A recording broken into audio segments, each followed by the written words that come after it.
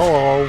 It's been a while since I've done one of these. I did a video on curses last month, and now that I've got my Christmas tree set up with all my epic gamer loot collecting underneath, I thought I'd extend the ceremony of gift giving to you, my adoring and beautiful audience.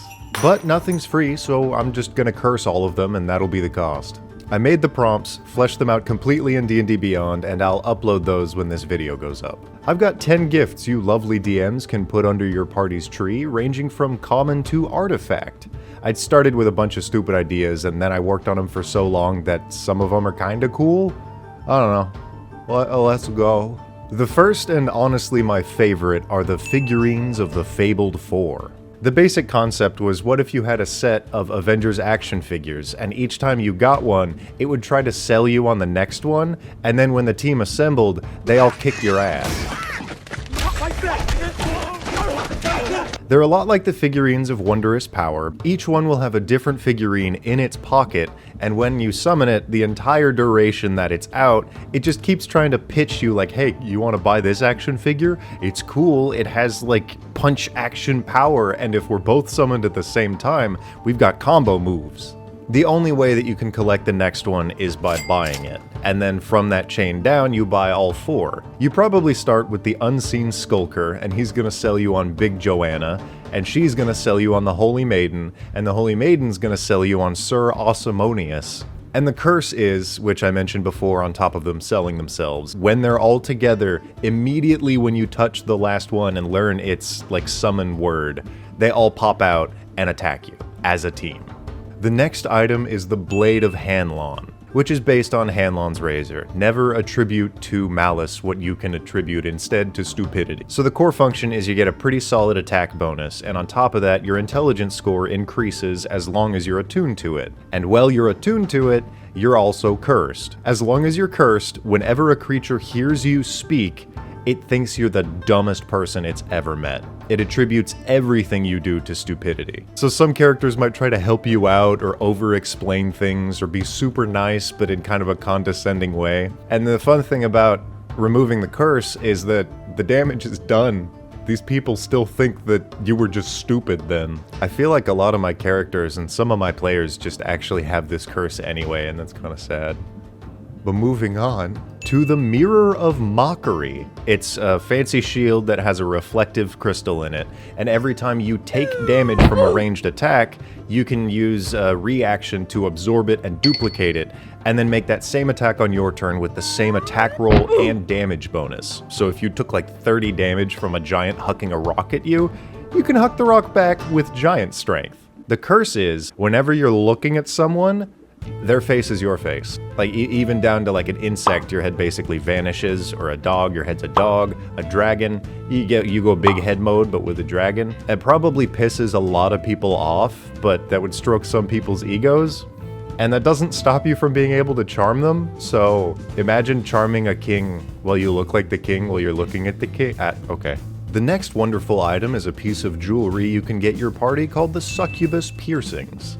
These are based on a side effect of a contract that I gave one of my players where they became a tiefling in exchange for this fancy super powerful axe, and they also got nipple piercings with a chain between them, and whenever they threw the axe to do lightning damage, the piercings would shock them. So the function of these items is every time you deal damage, the piercings will shock you for 1 point of lightning damage, and that accumulates over up to a minute, and as a bonus action you can add all of the damage that you've taken from the item to your next attack. The curse is that they're really hard to remove, and even when you remove them, the damage just gets converted into psychic damage. Like, you still feel the shock, like what kind of like that tickle belt from SpongeBob. You can still feel it and associate it with whatever you're doing. Next is the Dollard's Glasswear.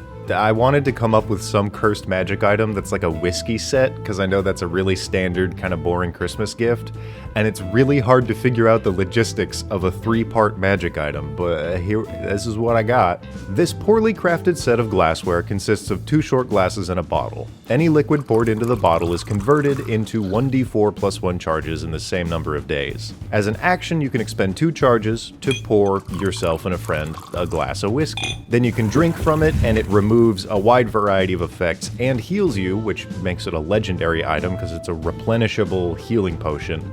but every time you drink from it, you have to make a Constitution saving throw, and if you fail, you get dumber and dumber and dumber until your intelligence is as low as a 7, which is lower than a goblin and equivalent to a classic orc. Which is great for characters who are already stupid. You just get free healing, it's a great item. The ever-cooking pan, the lovely little kitchenware that you can get your party. This thing is essentially just always on fire, which means you can do a lot of extra damage with the attacks, and you can set it on fire to do even more, but the curse is it's going to inflame any flammable object that it touches. Other than you when you're holding it, which is nice because it doesn't even require attunement, but the bad thing about it is whenever you cook something on this pot, it's converted into a random taste on a table that I made. I don't know how to make tables in D&D Beyond, so you get numbers. Also, the best flavor that you can get from this is chicken tikka masala, and that feels very correct to me. The Tome of the Shapeless. This is another legendary item that, the whole concept for this is what if you could transform into not just beasts, but any monster, sort of like the spell Shape Change, but it's a lot weaker. You can only do it up to a quarter of your current level, and every time you do, you retain a feature of the creature you transformed into. In addition to that, the curse has a much worse effect where every time you change, there is a cumulative 2% chance that you become that permanently and lose all ability to transform back into yourself. You also lose your intelligence scores and everything on top of that. You just become a monster potentially, and then the book vanishes. It's fun. You should read it if you want. All the links are going to be below. Next up on the docket is a very simple one, the Wand of Shrinking. You can just cast Reduce as much as you want, but every time you do, you lose an inch to your height permanently, and then you can, drop below different size categories until you are 1 foot tall. I probably should have written that you can cast Reduce on any part of a creature instead of the creature, because that's fun. The Orb of Mortal Foresight. This is the only artifact that I put into the jumble, so I threw some random lore in there. The basic idea is kind of like, what's that movie? Final Destination, that's what I was thinking of. The whole idea is it has one function. When you attune to it, you can feel that function with impending doom. And when you activate it, it shows you when and how you die, which a lot of characters are gonna want, but the curse, which is hidden, I think even from the Identify spell, fact check me on that, your death will occur within the next 1d12 plus 1 hours, so very soon. Which is great because until that point, you cannot drop below 0 hit points. You can't actually die before your allotted time that the orb determines and gives you. And for that duration, you're also affected by a 9th level spell, which is pretty great. But also, there goes your character. I don't know if that's too generous. Don't use that in certain campaigns where people die a lot. The last item I have for you is the best one. The Socks of Suction. I'm just gonna read this one. This pair of uncomfortably wet socks can be found for sale in at least one alleyway in every city and are always sold by the same unspeaking vendor. While you wear these socks, you can cast the spell Water Walk on yourself once per long rest without requiring any spell slots or components. I don't know if I worded that right. Doing so fills the socks with a thick adhesive substance. These socks are cursed. Once you put them on, the curse extends to you. While cursed during every long rest, you are magically visited by the vendor, who applies suction to your toes.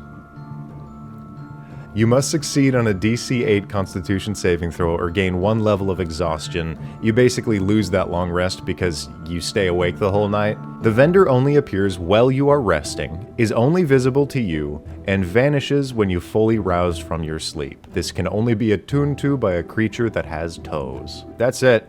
The suction is misleading.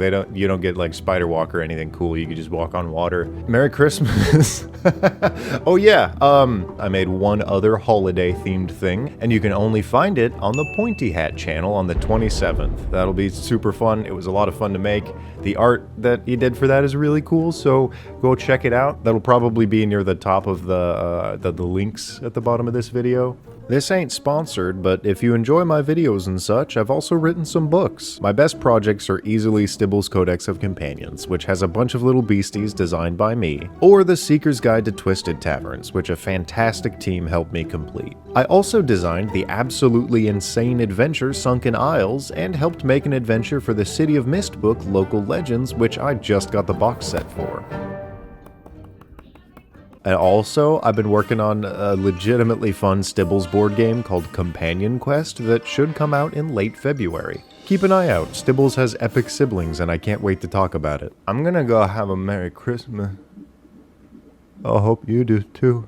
I also forgot to ask this before, but do you like the framing of the video? I lowered the monitor so you can see all the fishies. There's black mollies and guppies and doctorfish, and there's, I think, a panda molly or something. And bye. It's my Teletubbies spiel. Get out of here. The whole time it's there, it just...